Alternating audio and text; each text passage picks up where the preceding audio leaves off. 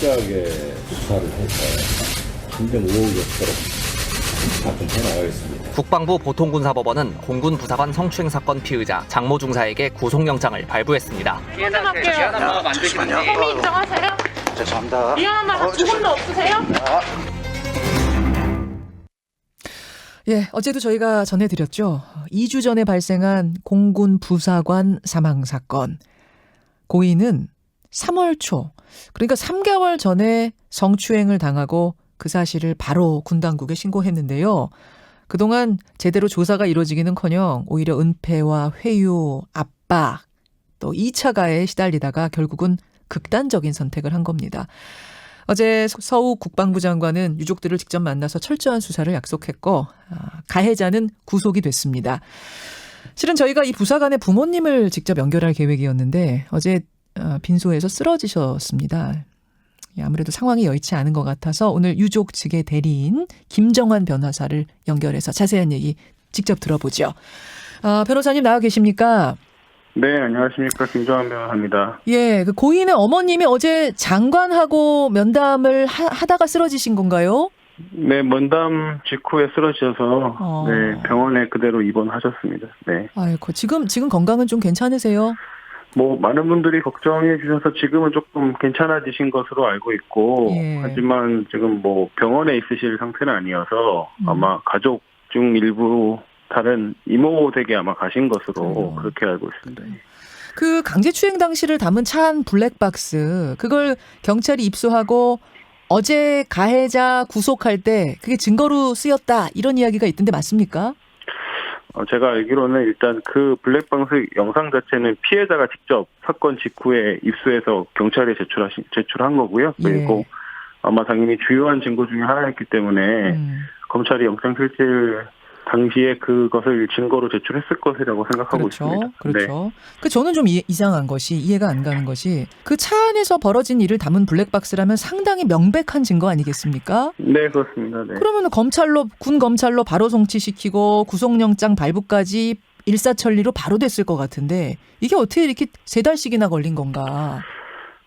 그런 부분이 좀 이해하기가 어렵죠. 군인에 대한 강제추행은 굉장히 엄격하게 처벌을 하게 돼 있고, 이 사건 피해자는 뭐 군에다가도 계속 보고했지만 이 사건으로 인해서 정신적 피해가 상당한 상황이었거든요. 그러면 검찰이 지금 영장 청구했을 때 혐의로 잡고 있었던 군인 등 강제추행 치상죄가 성립하게 되는데 그거는 감경을 하더라도 법정형이 3년 6월 이상으로 되어 있어서 구속될 수밖에 없는 사정이 있거든요. 그리고 지금 상관들이 계속 회유하고 협박하고 해서 사실 증거인멸의 우려도 매우 높은 상황이었는데 구속영장이 진작에 청구되지 않은 것은 좀 이해하기 어렵습니다. 네. 자, 좀 괴로운 일입니다만 사건 당일로 돌아가서 사건 일지를 함께 쭉 짚어보겠습니다. 3월 2일. 그 당시에 군은 코로나 때문에 회식 금지 아니었어요? 네, 회식이 불가능한 상황이었습니다. 네. 근데 가해자인 그 선임 중사가 어떻게 회식 자리에 불러낸 거죠?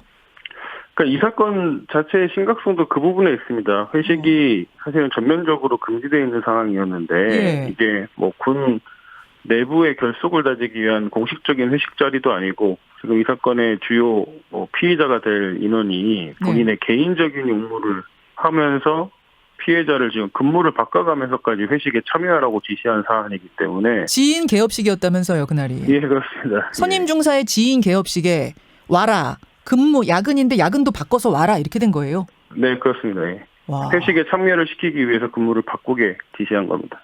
그렇군요. 그리고 문제의 그 강제추행이 벌어진 장소는 회식 끝나고 돌아가는 차 뒷좌석. 네, 그렇습니다. 후임병이 앞에서 운전을 하고 있었다고 하고요.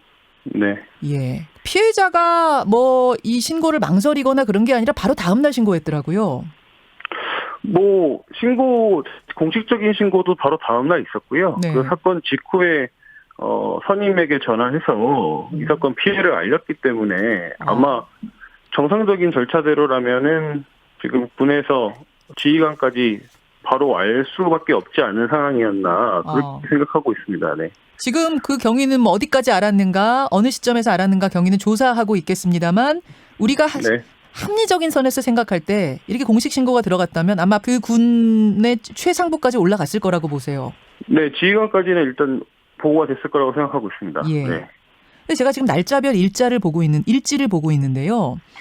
보면은 바로 다음 날 피해자 신고, 그리고 그 다음 날 피해자가 2달간의 청원 휴가 신청, 그리고 한 일주일 뒤에 국선 변호인을 군에서 선임해주고, 한 달 뒤에 군사경찰이 기소 의견으로 군검찰 송치시키고, 사실은 이 일지로만 볼 때는 형식적으로 뭔가가 진행이 된 것 같긴 한데, 네네. 예, 이대로 쭉 진행이 됐었으면 되는 것 아닌가?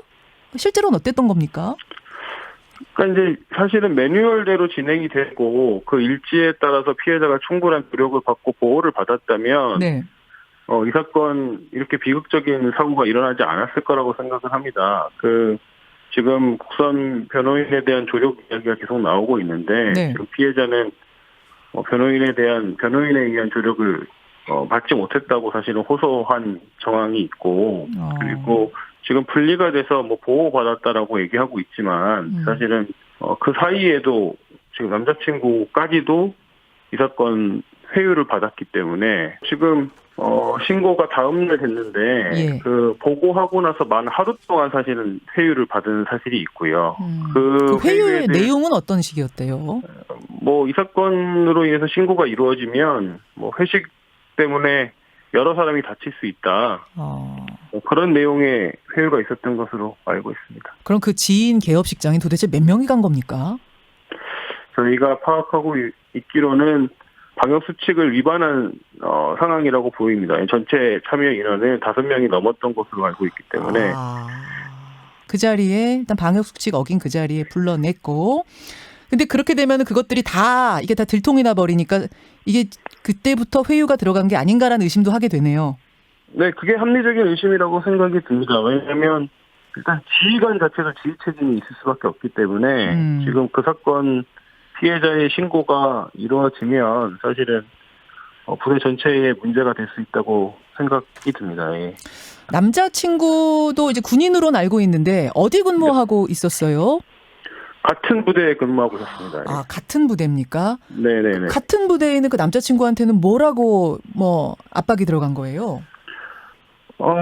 지금 가해자 편을 들면서 네. 가해자의 인생을 생각했을 때 한번 용서해 주는 것이 어떻겠냐 이런 식의 회유가 들어갔다고 알고 있습니다. 가해자 인생 생각해라. 네, 그렇습니다. 어쨌든 군사경찰에서 피해자를 불러다가 조사는 했어요. 네, 그렇습니다. 그리고 4월 7일, 그러니까 사건 발생 한 달 뒤쯤에 기소 의견으로 군 검찰 송치도 됐습니다. 네네. 근데 그 4월 7일에 검찰로 넘어간 다음에 피해자를 한 번도 안 불렀다는 게 사실입니까? 2달 동안? 네, 피해자와 일정을 주고하고 있었는데 네. 결국에는 피해자의 사정이 아닌 국선 변호인 사정에 따라서 지금 조사가 이루어지지 않은 것으로 저희가 알고 있습니다. 국선 변호인 사정이요? 네네. 어떤 사정이요? 결혼 이후에 자가격리 등을 이유로 해서 조력이 어렵다 이런 식으로 이야기한 것으로 저희가 지금 파악하고 있습니다. 결혼하고 신혼여행 갔다 왔는데 자가격리를 해야 되는 상황이라 일정 잡기가 어렵다? 네, 그렇습니다. 네. 제가 이제 궁금한 것은 피해는 피해고 또 2차 피해는 또 다른 종류의 피해여서 이게 지금 사실 두 가지로 두 갈래로 나눠서 생각해야 될 것 같은데 2차 가해를 누구누구 어떤 범위까지 가했는가 이 부분이 사실은 좀 궁금해요. 네, 그렇습니다. 예. 지금 저희가 구체적으로 파악하고 있는 인원들은 한 2-3명 정도는 직접적으로 2차 가해를 가했다고 보고 있고요. 사실관계에 따라서 2차 가해자의 범위는 더 넓어질 것이라고 생각하고 있습니다. 예. 변호사님 보시기에는 어느 정도까지 알았다고 보세요? 지휘관이 몰랐다고 하기 어렵지 않겠습니까? 지휘관이라고 하면 그러면은 그 사단의 최고 사령부까지? 네, 그 정도까지는 통상적으로 보고가 된다고 봐야 될 것 같습니다.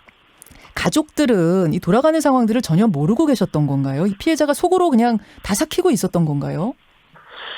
사실은 이제 피해자가 애써 가족들에게는 괜찮다는 모습을 보이려 노력했었던 것으로 생각합니다.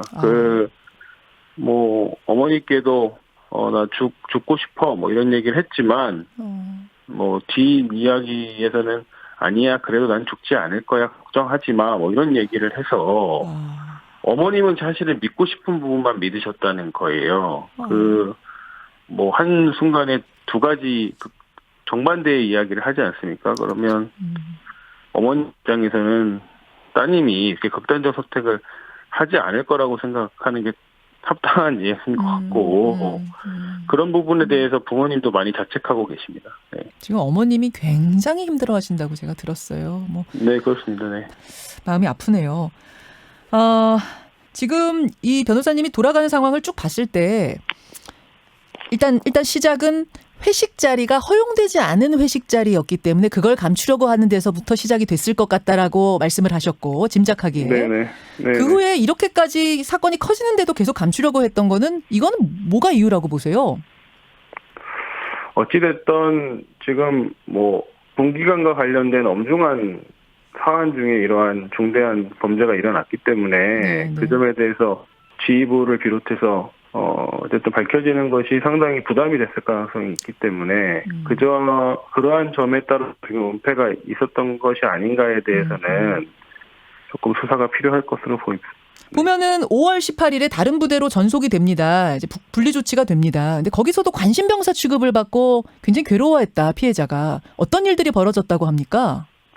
이제 통상의 절차를 넘어서는 수준의 뭐 대면 보고라든가 그리고 전입 신고라든가 그런 부분이 이루어졌고 사실은 이 사건 이제 과거 피해를 받았던 부대로부터 함께 먼저 전속 와 있던 다른 인원들이 있었는데 예. 그 인원들의 이야기나 뭐 행동에서 본인의 피해 사실을 모두도 알고 있는 것 같은 느낌을 받았다. 지금 성폭력 피해 사건과 관련해서는 그런 피해 사실이 수사기관과 일부 지휘관 외에는 사실 알려져서는 안 되는 거거든요. 근데 그런 부분들이 지금 다 있었던 것으로 피해자가 느꼈다면 그 느낌이 사실은 잘못되지 않았을 거라고 생각하고 있습니다. 보고를 통상의 절차를 넘어서는 보고를 요구했다고 하는데 그 조금 구체적인 예가 가능할까요? 그러니까 보통 이제 부사관이 전소 갔을 때 네. 뭐 부단장 정도에서 보고하고 마는데 직접 단장이 보고를 받고 그리고 지금 그 2차 가해와 관련해서 이제 그 성폭력 피해 사실이 다른 사람들에게도 알려졌다고 생각하는 이유는 네. 뭐 저희가 이게 수사의 밀월성 때문에 미리 말씀드리기 어렵지만 그런 뉘앙스를 풍기는 말들을 뭐 했기 때문에 피해자가 그런 느낌을 받지 않았을까 이렇게 생각합니다.